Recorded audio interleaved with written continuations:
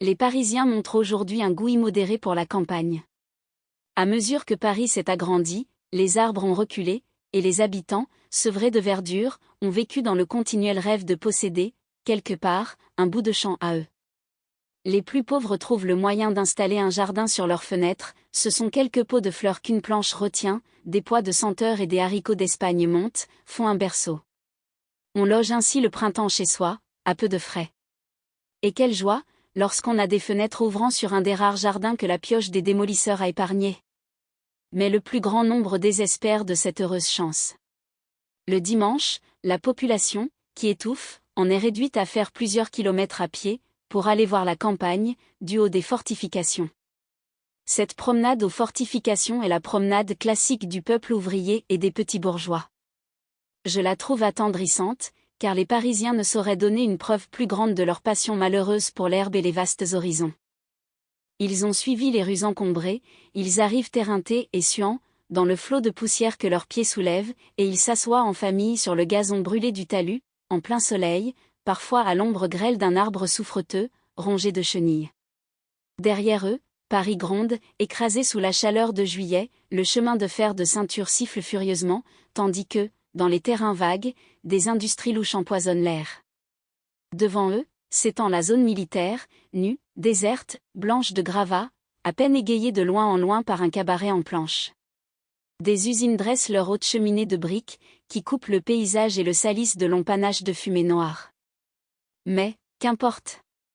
Par-delà les cheminées, par-delà les terrains dévastés, les braves gens aperçoivent les coteaux lointains, des prés qui font des taches vertes, grandes comme des nappes, des arbres nains qui ressemblent aux arbres en papier frisé des ménageries d'enfants, et cela leur suffit, ils sont enchantés, ils regardent la nature, à 2 ou 3 lieues. Les hommes retirent leurs vestes, les femmes se couchent sur leurs mouchoirs étalés, tous restent là jusqu'au soir, à s'emplir la poitrine du vent qui a passé sur les bois. Puis, quand ils rentrent dans la fournaise des rues, ils disent sans rire, « Nous revenons de la campagne ». Je ne connais rien de si laid ni de plus sinistre que cette première zone entourant Paris. Toute grande ville se fait ainsi une ceinture de ruines. À mesure que les pavés avancent, la campagne recule, et il y a, entre les rues qui finissent et l'herbe qui commence, une région ravagée, une nature massacrée dont les quartiers nouveaux n'ont pas encore caché les plaies. Ce sont des tas de décombres, des trous à fumier ou des tombereaux vides des immondices, des clôtures à demi arrachées, des carrés de jardins maraîchers dont les légumes poussent dans les eaux d'égout, des constructions branlantes, faites de terre et de planches, qu'un coup de pioche enfoncerait. Paris semble ainsi jeter continuellement son écume à ses bords. On trouve là toute la saleté et tout le crime de la grande ville. L'ordure vient s'y mûrir au soleil. La misère y apporte sa vermine. Quelques beaux arbres restent debout, comme des dieux tranquilles et forts, oubliés dans cette ébauche monstrueuse de cité qui s'indique. Certains coins sont surtout inquiétants. Je citerai la plaine de Montrouge, d'Arcueil à Vanves. Là s'ouvrent d'anciennes carrières, qui ont bouleversé le sol, et, au-dessus de la plaine nue, des treuils, des roues immenses se dressent sur l'horizon, avec des profils de gibet et de guillotine. Le sol est crayeux, la poussière a mangé l'herbe, on suit des routes défoncées, creusées d'ornières profondes, au milieu de précipices que les eaux de pluie changent en marsomâtres. Je ne connais pas un horizon plus désolé, d'une mélancolie plus désespérée, à l'heure où le soleil se couche, en allongeant les ombres grêles des grands treuils. De l'autre côté de la ville, au nord, il y a aussi des coins de tristesse navrants. Les faubourgs populeux, Montmartre, La Chapelle, la Villette, viennent y mourir, dans un étalage de misère effroyable. Ce n'est pas la plaine nue, la laideur d'un sol ravagé, c'est l'ordure humaine, le grouillement d'une population de meurt-de-faim. Des masures effondrées alignent des bouts de ruelles, du linge sale pend aux fenêtres, des enfants en guenilles se roulent dans les bourbiers. Seuil épouvantable de Paris, où toutes les boues s'amassent, et sur lequel un étranger s'arrêterait en tremblant. Je me souviens, étant jeune, d'être arrivé à Paris par les diligences, et d'avoir éprouvé là une des plus cruelles déceptions de ma vie. Je m'attendais à une succession de palais, et pendant près d'une lieue, la lourde voiture roulait entre des constructions borgnes, des cabarets, des maisons suspectes, toute une bourgade, jetée aux 2 bords. Puis, on s'enfonçait dans des rues noires. Paris se montrait plus étranglé et plus sombre que la petite ville qu'on venait de quitter. Si les pauvres gens font leur délice du fossé des fortifications, les petits employés, même les ouvriers à leur aise, poussent leur promenade plus loin. Ceux-là vont jusqu'au premier bois de la banlieue. Ils gagnent même la vraie campagne, grâce aux nombreux moyens de locomotion dont ils disposent aujourd'hui. Nous sommes loin des coucous de Versailles. Outre les chemins de fer, il y a les bateaux à vapeur de la Seine, les omnibus, les tramways, sans compter les fiacres. Le dimanche, c'est un écrasement, par certains dimanches de soleil, on a calculé que près d'un quart de la population, 500 000 personnes, prenaient d'assaut les voitures et les wagons, et se répandaient dans la campagne. Des ménages emportent leur dîner et mangent sur l'herbe. On rencontre des bandes joyeuses, des couples d'amoureux qui se cachent, des promeneurs isolés, flânant, une baguette à la main. Derrière chaque buisson, il y a une société. Le soir, les cabarets flamboient, on entend des rires monter dans la nuit claire. Il y aurait une curieuse étude à écrire, celle du goût de la campagne chez les Parisiens. L'engouement n'a pas toujours été le même. Non seulement les moyens de transport manquaient, ce qui restreignait naturellement le nombre des promeneurs. Mais encore l'amour des longues courses n'était pas venu. Il y a 100 ans, à peine connaissait-on quelques points de la banlieue. Beaucoup de trous charmants, d'adorables villages perdus sous les feuilles, dormaient dans leur virginité. Au XVIIe siècle et au XVIIIe, la campagne plaisait médiocrement. On la tolérait arrangée, pomponnée, mise comme un décor savant autour de châteaux princiers. La petite propriété n'existait pas, quelques bourgeois enrichis osaient seuls se faire construire des maisons champêtres. On aurait vainement cherché les champs morcelés de notre époque, les lopins de terre distribués entre 1000 mains, les centaines de petites maisons, chacune avec son jardin enclos de murs. Il a fallu la Révolution pour créer, autour de Paris, ce nombre incalculable de villas bourgeoises, bâties sur les lots des grands parcs d'autrefois.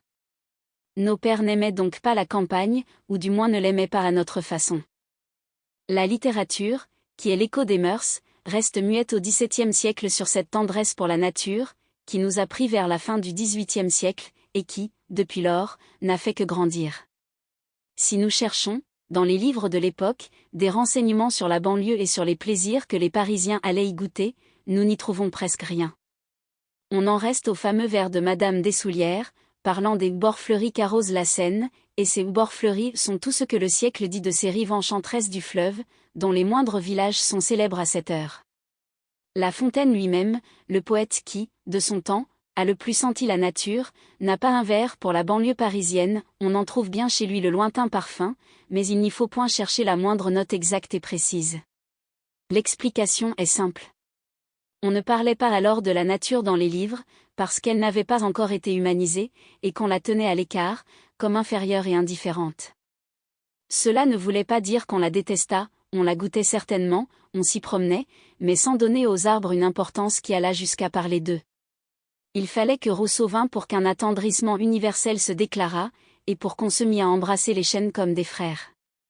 Aujourd'hui, notre passion des champs nous vient de ce grand mouvement naturaliste du XVIIIe siècle. Nous voulons la campagne dans sa rudesse, nous y fuyons la ville, au lieu d'y emporter la ville avec nous. Rousseau est donc l'initiateur. Après lui, le romantisme donna une âme à la nature. Plus tard, avec Chateaubriand, Lamartine, Victor Hugo, on entra dans un panthéisme poétique où sanglotait la fraternité des êtres et des choses. L'art antique avait divinisé la nature, l'art moderne l'a humanisé, tandis que notre art classique la passait tout simplement sous silence. Pourtant, Lamartine, si je ne me trompe, n'a pas écrit un vers sur la banlieue parisienne, et Victor Hugo en a parlé avec son effarement de prophète. Il faut dire que les environs de Paris, si intimes et si souriants, ne sont guère faits pour la poésie lyrique. Il est un conteur beaucoup plus modeste et presque déjà oublié, dont les livres ont singulièrement popularisé la banlieue. Je veux parler de Paul de Kock. C'est certainement lui qui a le plus travaillé à pousser le menu peuple hors des fortifications. Sans doute, de son temps, l'élan existait déjà, mais il fit une mode des parties de campagne qu'il racontait, il donna la vogue à certains coins de verdure et de soleil. Certes, la qualité littéraire de ses romans n'est pas grande. Seulement, que de bonhomie, et comme on sent qu'il peint des scènes vraies, sous l'exagération comique.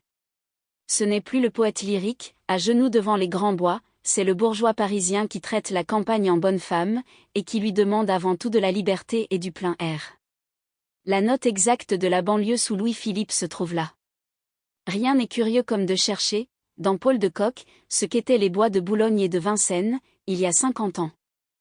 On y voit des parties à ânes, des dîners sur l'herbe, les promeneurs s'y perdent pour tout de bon, et l'on parle d'organiser des battues, quand il s'agit de les retrouver. Certes, les choses ont changé aujourd'hui. Les ânes font place aux équipages du Paris élégant. On peut encore dîner sur l'herbe, mais on est regardé de travers par les gardiens. Quant à se perdre, il faudrait y mettre de la bonne volonté, car on a nettoyé les fourrés, coupé les taillis, percé des avenues, transformé les clairières en pelouse. La fameuse mare d'Auteuil, dont Paul de Kock parle comme d'un site reculé et sauvage, semble à cette heure être la voisine aristocratique du bassin des Tuileries. Mais le coin de prédilection du romancier, la banlieue où il ramène toujours ses héros, c'est Romainville. On est là aux portes de Paris, on peut faire cette promenade à pied, en suivant la grande rue de Belleville. Aller à Romainville autrefois était pourtant une plus grosse affaire que d'aller aujourd'hui à Mantes ou à Fontainebleau.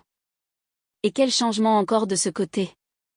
Paul de Kock parle avec attendrissement d'une véritable forêt de lilas. La forêt a été rasée, pour laisser passer Paris, qui avance toujours, on ne trouve plus qu'une vaste plaine nue, où de laides constructions ont poussé, le long des routes. C'est le faubourg, avec son travail et sa misère. À ce propos, il est à remarquer que la vogue change à peu près tous les 50 ans, pour les lieux de réjouissance champêtre. Que de chansons on a rimé sur Romainville, aujourd'hui si désert et si muet. Robinson, un groupe de guinguettes, a remplacé Romainville, dans les commencements du Second Empire. Et, à cette heure, Robinson lui-même pâlit, la mode va sauter ailleurs. Je citerai aussi Asnières et Bougival, dont il n'est jamais question dans Paul de Kock, et qui sont si encombrés de nos jours. Après Paul de Kock, toute une bande de peintres est venue, et ce sont réellement eux qui ont découvert la banlieue parisienne. Cette découverte se rattache à l'histoire de notre école naturaliste de paysage. Lorsque Français, Corot, Daubigny abandonnèrent la formule classique, pour peindre sur nature, ils partirent bravement, le sac au dos et le bâton à la main, en quête de nouveaux horizons. Et ils n'eurent pas à aller loin, ils tombèrent tout de suite sur des pays délicieux. Ce fut Français et quelques-uns de ses amis qui découvrirent Meudon. Personne encore ne s'était douté du charme des rives de la Seine. Plus tard, Daubigny explora le fleuve tout entier, depuis Meudon jusqu'à Mantes, et que de trouvailles, le long du chemin, Chatou, Bougival, Maison Lafitte, Conflans, Andrézy. Les Parisiens ignoraient même alors les noms de ces villages. 15 ans plus tard, une telle cohue s'y pressait, que les peintres devaient fuir. C'est ainsi que Daubigny, chassé de la Seine, remonta l'Oise et s'établit à Auvers, entre Pontoise et l'Isle-Adam. Corot s'était contenté de Ville-d'Avray, où il avait des étangs et de grands arbres. Ainsi, la banlieue parisienne se révélait davantage à chaque salon de peinture.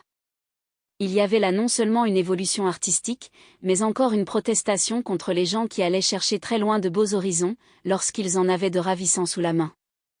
Et quel étonnement dans le public! Comment? Aux portes de Paris, on trouvait de si aimables paysages. Personne ne les avait vus jusque-là, on se lança de plus en plus dans ce nouveau monde, et à chaque pas ce furent des surprises heureuses. La grande banlieue était conquise. Le cri de Paris est un continuel cri de liberté.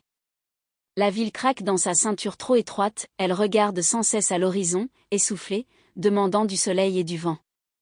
Son rêve semble être de changer la plaine en un jardin de plaisance, où elle se promènerait le soir, après sa besogne achevée.